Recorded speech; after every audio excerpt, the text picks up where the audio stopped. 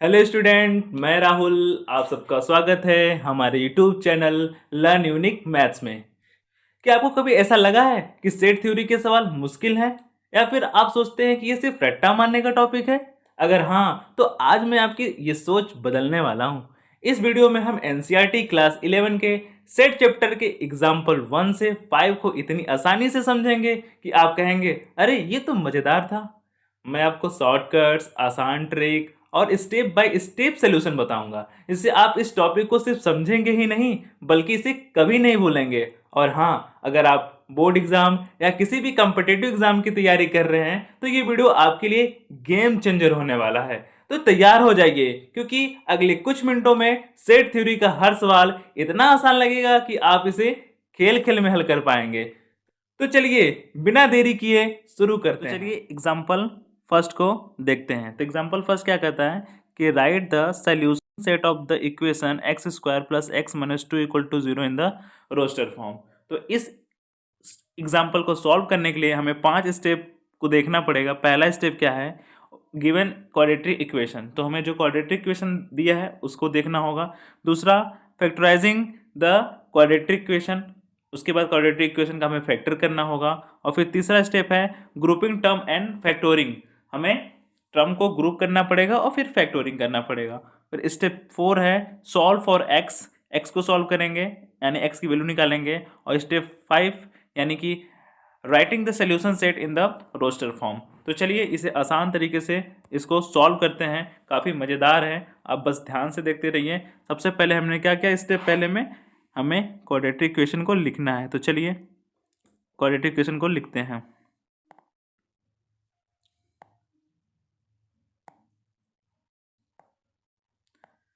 तो x square plus x minus two equal to zero. अब हम क्या करेंगे, दूसरे टर्म में हमने बोला था कि हमें इसको क्वाड्रेटिक इक्वेशन को फैक्टराइज करना है। तो फैक्टराइज करने के लिए हमें पता है एक्स को स्प्लिट करना पड़ता है।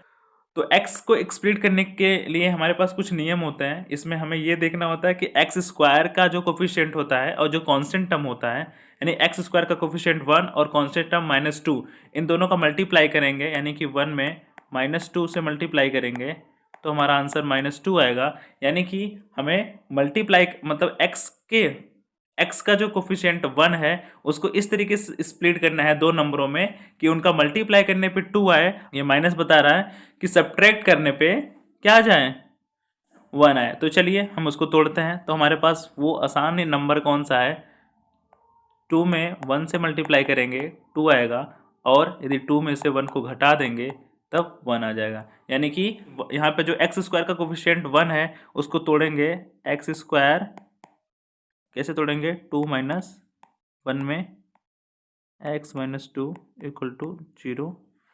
अब हम आसानी से x square plus 2x minus 1x minus 2 equal to zero. अब इसको ग्रुप करेंगे, ग्रुप करने के बाद इसमें से x कॉमन है तो x प्लस 2 निकाल लेंगे, और इधर -1 कॉमन है तो इसमें भी x प्लस 2 आ जाएगा। इसके बाद हम इन दोनों को भी देखेंगे टर्म को, तो इसमें से x प्लस 2 निकल जाएगा, तो फिर x माइनस 1 आ जाएगा। अब इसको क्या करेंगे, आसानी से हमें दो तरीकों से x प्लस 2 यानी कि x की वैल्यू, अब यानी कि हम x की वैल्यू निकालना है, तो x plus 2 equal to zero, x plus two equal to zero करेंगे और x minus 1 equal to zero करेंगे। तो x plus 2 equal to zero करोगे तो x की वैल्यू क्या आ जाएगी, 2 आ जाएगी। और फिर x minus 1 equal to zero है तो x की वैल्यू क्या आ जाएगी, 1 आ जाएगी। तो हमें क्या मिला x की वैल्यू, हमें x की वैल्यू 2 मिली। कौन कौन सी, एक 1 मिला, एक -2 मिला। तो इसी को क्या करते हैं, हम कॉमा लगा दिए बीच में और मजले ब्रैकेट में बंद कर दिए। तो this is the roster form of this quadratic equation. तो आशा करते हैं एग्जाम्पल समझ में आया होगा। अब आगे देखते हैं। एग्जाम्पल 2 क्या कहता है कि write the set x such that x is a positive integer and x square is less than 40 in roster form. तो इस एग्जाम्पल को सॉल्व करने के लिए हमें 3 स्टेप को देखना पड़ेगा। First step, identify the condition. Second step, find the value of X. और third step, write the set in the roster form. तो चलिए इसको आसान तरीके से समझते हैं। तो स्टेप पहला क्या कहता है, आइडेंटिफाई द कंडीशन। तो आइडेंटिफाई द कंडीशन में हमें क्या देखना है, हमें सबसे पहले चाहिए कि x होना चाहिए हमारे पास z के अंदर, यानी कि z प्लस के अंदर, और जो हमारा एक्स स्क्वायर की वैल्यू है वो लेस देन 40 होना चाहिए। तो चलिए x की वैल्यू 1 लेते हैं, तो एक्स स्क्वायर की वैल्यू क्या मिलेगा, एक्स स्क्वायर की वैल्यू मिलेगी 1, जो कि क्या है, लेस देन 40 है। और x की वैल्यू 2 लेंगे तो एक्स स्क्वायर 2 स्क्वायर की वैल्यू क्या मिलेगी 4, जो भी लेस देन 40 है। फिर x की वैल्यू लेंगे 3, तो हमें 3 का स्क्वायर मिलेगा, तो क्या मिलेगा 9, वो भी क्या होगा, लेस देन 40 होगा। फिर ऐसे ही 4 का स्क्वायर लेंगे, तो 4 का स्क्वायर लेंगे तो मिलेगा 16, वो भी क्या होगा 40 से छोटा होगा। अब हम x की वैल्यू क्या लेंगे 5, तो हमें मिलेगा 5 का स्क्वायर यानी कि 25, जो कि 40 से छोटा है। इसी तरीके से हम 6 ले लेंगे, तो 6 का आ जाएगा 6 स्क्वायर, यानी इसका आ जाएगा 36, जो कि क्या है 40 से छोटा। तो यदि हम 7 लेते हैं तो 7 का स्क्वायर आएगा और ये हो जाएगा 49, और 49 जो होता है वो ग्रेटर देन होता है 40 से। तो यानी कि हमारा जो कंडीशन है वो 6 तक ही काम कर रहा है, 1 से लेके 6 तक। तो इस तरीके से जो हमारा रोस्टर फॉर्म होगा वो क्या हो जाएगा, तो 1 2 3 4 5 6, ये हमारा जो सेट बिल्डर फॉर्म दिया था एग्जाम्पल में उसका रोस्टर फॉर्म है। तो समझ में आया होगा। अब हम चलते हैं आगे। चलिए एग्जाम्पल 3 को देखते हैं। तो right the set A 1 4 9 16 15 25 dash dash ऐसे बढ़ता जा रहा है इन द सेट बिल्डर फॉर्म। कह रहे कि एक सेट है हमारे, उसके अंदर 1 4 9 16 25 ये एलिमेंट दिए हैं, और आगे भी है डैश डैश डैश बहुत सारे हैं, रुक भी नहीं रहा है, अनंत है। तो कह रहा है इसको सेट बिल्डर फॉर्म में लिखो। तो इसके लिए सबसे पहला स्टेप क्या है, आइडेंटिफाई द पैटर्न। हमें पहले पैटर्न को समझना पड़ेगा, आइडेंटिफाई करना पड़ेगा, और उसके बाद सेकंड स्टेप है राइट इन सेट बिल्डर नोटेशन। तो सबसे पहले हमें क्या करना है, सबसे पहले हमें आइडेंटिफाई करना है। तो आइडेंटिफाई करते हैं पैटर्न को। पैटर्न क्या है, 1 है, 4 है, 9 है, 16 है, 25 है। तो 1 को हम क्या लिख सकते हैं, 1 का स्क्वायर लिख सकते हैं। हमें पैटर्न दिखाई दे रहा है कि सारा नेचुरल नंबर का स्क्वायर हो रहा है। फिर 3 का स्क्वायर हो जाएगा, फिर 4 का स्क्वायर हो जाएगा, और फिर 5 का स्क्वायर हो जाएगा। इसी तरीके से हम इसको बढ़ा देंगे, इधर भी हमारा बढ़ता जाएगा। ठीक है, तो हमने क्या देखा कि हमारा जितने भी नेचुरल नंबर हैं वो उसका स्क्वायर होता जा रहा है। तो इस तरीके से हमारा जो सेट बिल्डर फॉर्म बनेगा वो ये बनेगा कि हमारा कोई सेट ए है, उसके अंदर हम लिखेंगे कि x such that x equal to n square, where n belongs to natural number. तो ये हमारा सेट बिल्डर फॉर्म हो गया। अब आगे देखते हैं। एग्जाम्पल 4 क्या कह रहा है कि राइट द सेट, ये जो हमारा सेट दिया है 1/2 2/3 3/4 4/5 5/6 and 6/7 in set builder form. तो इसको सॉल्व करने के लिए हमें दो स्टेप को देखना होगा। पहला स्टेप है identify the pattern. Second step क्या कहता है कि राइट इन सेट बिल्डर नोटेशन, यानी कि सबसे पहले हम पैटर्न को आइडेंटिफाई कर लेते हैं, फिर उसके बाद हम आसानी से सेट बिल्डर नोटेशन में लिख सकते हैं, यानी कि सेट बिल्डर फॉर्म में लिख सकते हैं।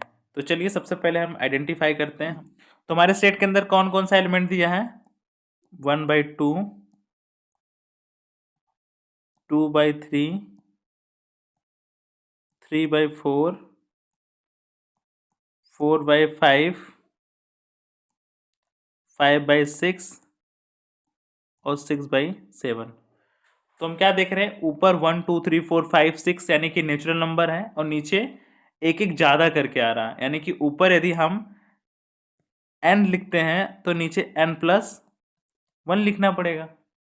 और ये जो n है वो कहाँ बिलोंग करता है?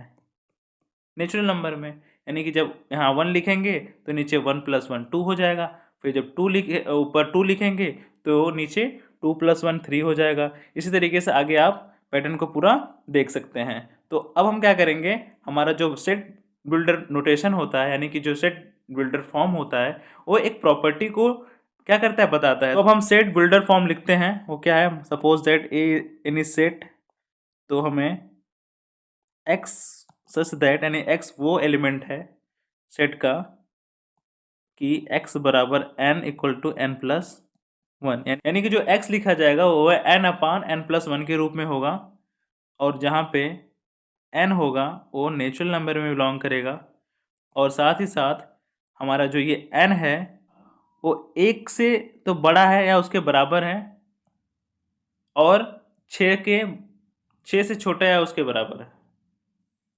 तो ये हुआ हमारा चौथा क्वेश्चन।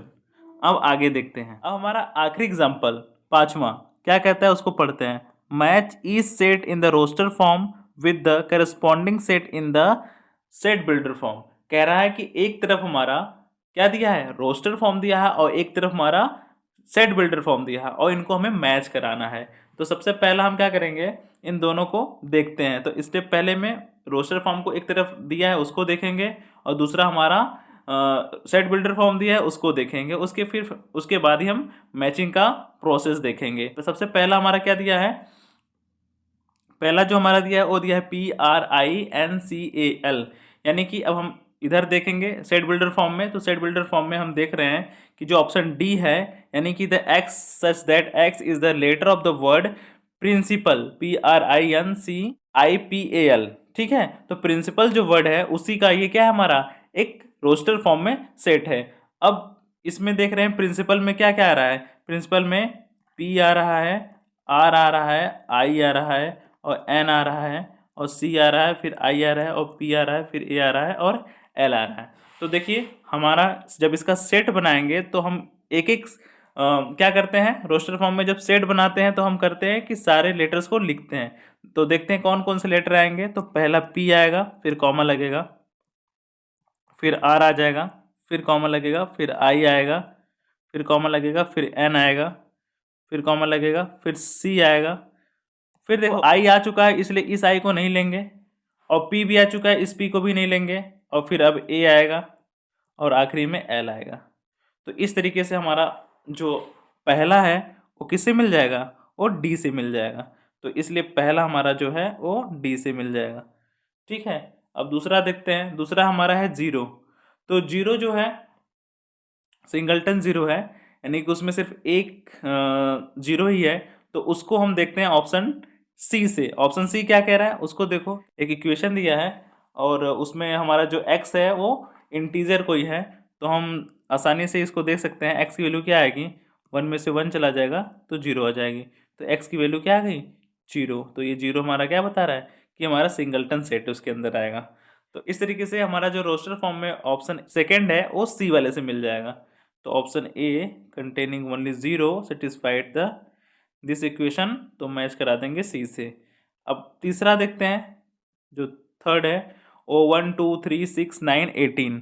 तो ये ऑप्शन ए से मिल जाएगा। कैसे, x such that x is the positive integer and a divisor of 18, यानी कि 18 को ये सारे जो नंबर इसके अंदर हैं सेट के वो सब काट देंगे। यानी कि 1 18 को काट देगा, 2 भी काट देगा, 3 का भी टेबल में 18 आएगा, 6 के टेबल में भी 18 है, 9 के टेबल में भी 18 है, और 18 के टेबल में भी 18 है। यानी कि पूरा डिवाइजर है, यानी वो पूरा का पूरा काट देगा। तो हम जो तीसरा है उसको मिला देंगे ऑप्शन ए से, ठीक है।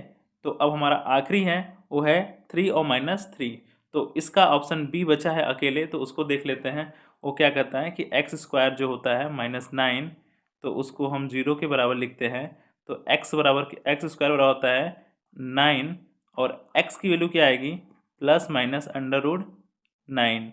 तो ±√9 को क्या लिख सकते हो, +-3। तो +-3 यानी कि x की वैल्यू 3 भी आ गई और -3 भी आ गई, इसलिए हमारा ऑप्शन बी में मिल जाएगा, ठीक है। अब नेक्स्ट वीडियो में हम प्रश्नावली को सॉल्व करेंगे। Thanks for watching.